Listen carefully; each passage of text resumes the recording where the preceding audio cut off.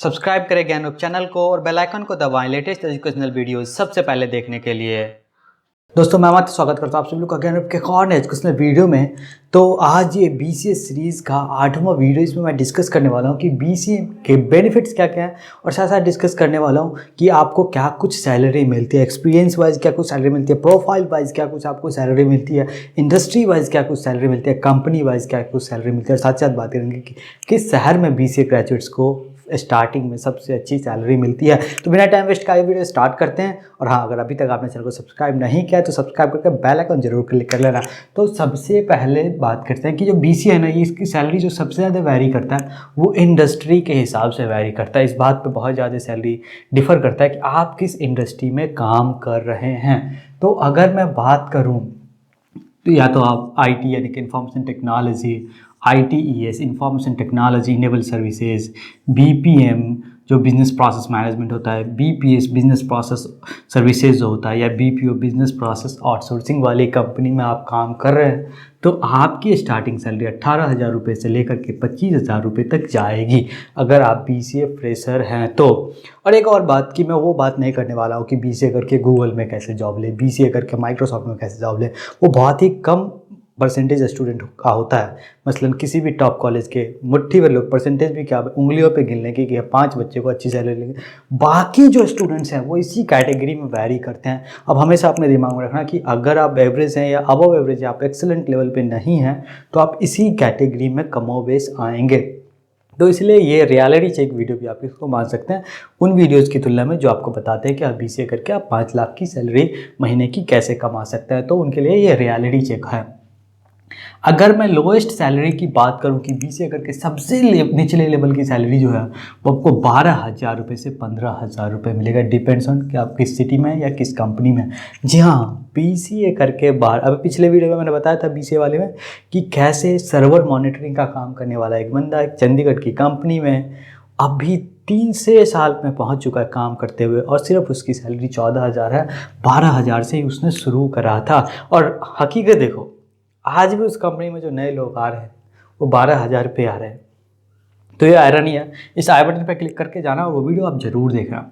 और साथ ही साथ अगर BCA में आपकी सैलरी तब बहुत ही ज़्यादा हाई होती है, तकरीबन 25 से 30 के बीच या 35 के बीच जाती है, जब आपके पास प्रोग्रामिंग लैंग्वेज का स्किल होता है।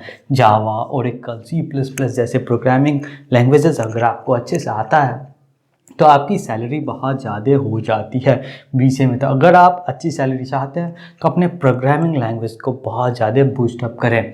और एक और बात, जैसे ही आप BCA के बाद MCA कर लेते हैं किसी भी एवरेज कॉलेज से या किसी अच्छे कॉलेज से, तो आपकी सैलरी डबल हो जाती है। MCA करने का ये बेनिफिट होता है BCA करने के बाद। हालांकि मेरा रिकमेंडेशन ये होता है कि BCA करने के बाद आप डेफिनेटली MCA करें। इससे ज़्यादा बहुत ज़्यादा आपका नॉलेज भी इन्हांस होगा और मार्केट में आपकी सैलरी भी ज़्यादा अच्छी लगेगी। तो अब बात करते हैं कि BCA का कोर्स करने के बाद प्रोफाइल वाइज एवरेज सैलरी कितनी होती है, स्टार्टिंग एवरेज सैलरी। हालांकि कंपनीज अपनी सहूलियतों के हिसाब से बहुत ज़्यादा प्रोफाइल बना देते हैं, लेकिन मैंने कुछ जो है पॉपुलर प्रोफाइल्स लिए हैं। इसमें बात करने वाले एवरेज स्टार्टिंग सैलरी है, ये एस्टिमेटेड सैलरी है। हो सकता है इससे कुछ ज़्यादा, इससे आपको कुछ कम लगेगा, पर कमोबेश फिगर जो आपका इसी के आसपास घूमता रहेगा। बॉडी फिगर की बात नहीं कर रहा हूँ, सैलरी फिगर ध्यान रखना। तो अगर आप सॉफ्टवेयर ट्रेनी हैं तो आपकी जो एस्टिमेटेड स्टार्टिंग सैलरी है BCA के बाद वो 17,000 रुपये के आसपास है।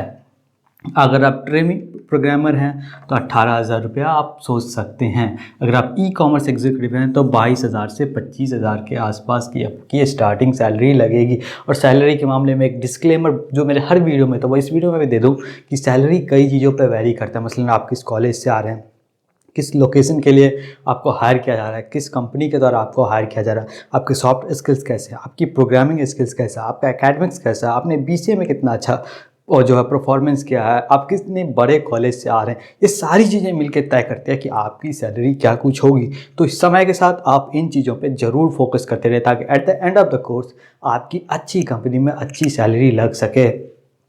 और अब फिर आप आगे देखते और बात करते हैं कि अगर आप टेक्निकल सपोर्ट या टेक सपोर्ट में हैं तो 20 से 22,000 रुपये आपकी स्टार्टिंग सैलरी लग जाएगी। अगर आप सर्वर मॉनिटरिंग में हैं तो 18,000 रुपये तक की आपकी सैलरी लगेगी स्टार्टिंग सैलरी। अगर आप नेटवर्क ट्रेनी हैं तो 16 से 18,000 रुपये तक की आपकी सैलरी जाएगी। अगर आप सिस्टम एडमिनिस्ट्रेटर कंप्यूटर में हैं तो आपको 20 से 22 हज़ार रुपये तक आपकी सैलरी जाएगी। वहीं पे अगर आप सर्वर एडमिनिस्ट्रेटर हैं तो 18 से 20 हज़ार रुपये तक जाएगी। अगर आप किसी अच्छे शहर में बड़ी कंपनी में, तो अगर टियर 2 के शहरों में है तो फिर नहीं सोच सकते, ये फिगर आपको डाउन होकर 14 के आसपास चला जाता है। ये बहुत ही बड़ी रियलिटी है। आप उन फेक सैलरी वाले वीडियो में जो हाइप क्रिएट करके बड़ी सैलरी बताते हैं उससे बचना। और अब और बात करते हैं आगे कि अगर आप ऑनलाइन मार्केटिंग या डिजिटल मार्केटिंग में हैं तो आप 22 हज़ार रुपये अपनी स्टार्टिंग सैलरी सोच सकते हैं या आपको इतनी मिलती है। वहीं पे अगर आप आईटी एग्जीक्यूटिव हैं तो आपको 20 से 22 हज़ार रुपये तक की सैलरी मिलती है। अगर आप बैक ऑफिस में काम करते हैं तो 17 से 18 हज़ार रुपये आपकी स्टार्टिंग सैलरी होती है। अगर आप नॉन वॉइस प्रोसेस के लिए काम करते हैं तो आपकी सैलरी 16 से 17 हज़ार रुपये तक होती है अगर कंपनी अच्छी है, नहीं तो 14 से 16 हज़ार रुपये तक चली जाती है। और अब बात करते हैं कि एक्सपीरियंस के बेसिस पे आपकी सैलरी क्या कुछ वेरी करती है बीसीए का कोर्स करने के बाद। और एक और बात कि ये जो मैं बताने जा रहा हूँ सिर्फ और सिर्फ बीसीए ग्रेजुएट्स के लिए बता रहा हूँ। ऐसा नहीं है कि आपने बीसीए किया फिर एमसीए कर लिया फिर जाके कहने कि नहीं मेरे को जॉब मिल गई बीसीए के बेसिस पे तो मेरे को सैलरी कुछ और मिलते, तो ऐसा बिल्कुल नहीं। ये सिर्फ और सिर्फ जब आप बीसीए आपके हाईएस्ट एजुकेशनल क्वालिफिकेशन है तभी ये आप पे लागू होता है। ये भी एस्टिमेटेड है, हो सकता है कि इससे नीचे और इससे कुछ आगे चला जाए। तो अगर तो आप बीसीए का कोर्स आपने किया है और या फ्रेशर हैं यानी कि 0 से 1 साल का आपका एक्सपीरियंस है तो 2.1 से 3 लाख रुपए तक की सैलरी के बारे में आप सोच सकते हैं। अगर आप किसी एवरेज कॉलेज से हैं, एवरेज स्टूडेंट हैं या थोड़ा अबव एवरेज भी है पर एक्सेलेंट नहीं है, तो अगर आपका एक्सपीरियंस जो है 1 से 4 साल के बीच में चला गया तो आप 5 लाख तक के दायरे में पहुंच जाते हैं। अगर 5 से 6 साल के बीच का आपका एक्सपीरियंस है तो आप 7 लाख रुपए तक के दायरे में पहुंच जाते हैं। अगर आपका 6 से लेकर के 9 साल का एक्सपीरियंस है तो आप 11 लाख तक जा सकता है आपकी सैलरी। और अगर आपके पास 10+ ईयर का एक्सपीरियंस है तो 12+ लाख आपकी सैलरी हमेशा मिलेगी, यानी 12 लाख से ज़्यादा ही हमेशा सैलरी आपकी 12 लाख या उससे ज़्यादा की सैलरी के बारे में आप सोच सकते हैं। या इतने ही मिलता है मार्केट में यार, कोई बहुत बड़ा बीसीए करके कोई तीर ने मार लेता। और अब बात करते हैं वीडियो में आगे बढ़ते हुए कि बीसीए करके आपको किस शहर में सबसे ज़्यादा सैलरी मिलती है। स्टार्टिंग एस्टिमेटेड सैलरी की मैं बात कर रहा हूँ और साथ ही साथ बात करने वाला 4 जो मेजर सिटीज़ है जहाँ पे आईटी हब माना जाता है। तो अगर उन जगहों की मैं बात करूँ तो अगर आप बैंगलोर की बात करें जिसका अभी नया नाम बेंगलुरु हो गया, पता नहीं नाम बदलने से कितना फ़र्क पड़ जाता है इनको, 3 से 4 लाख रुपए तक आपकी स्टार्टिंग सैलरी हो सकती है। न्यू दिल्ली में अगर आप हैं तो 3 से 3.5 लाख रुपए तक आपकी सैलरी जा सकती है। स्टार्टिंग एस्टिमेटेड सैलरी है ये। अगर आप चेन्नई में हैं तो आपका 3.5 लाख के आसपास तक जाता है। हैदराबाद में है तो 3 से 4 लाख रुपए तक जाता है अगर आप किसी अच्छे बीसीए कॉलेज से हैं तो। लेकिन इसके अलावे भी ऐसा नहीं कि ये सब देख के आपको ऐसा मायूस हो जाना कि भैया अब तो कुछ हो ही नहीं रहा, ऐसा नहीं है। इसके अलावे भी अगर आप किसी भी कॉलेज के किसी यानी कि एवरेज या किसी अच्छे कॉलेज के टॉप 10% स्टूडेंट्स में आ गए तो ये सभी सैलरी आपके लिए कुछ नहीं है। आपको एक बेहतरीन सैलरी मिलेगी और आपका करियर भी बहुत आगे तक जाएगा बीसीए बाद।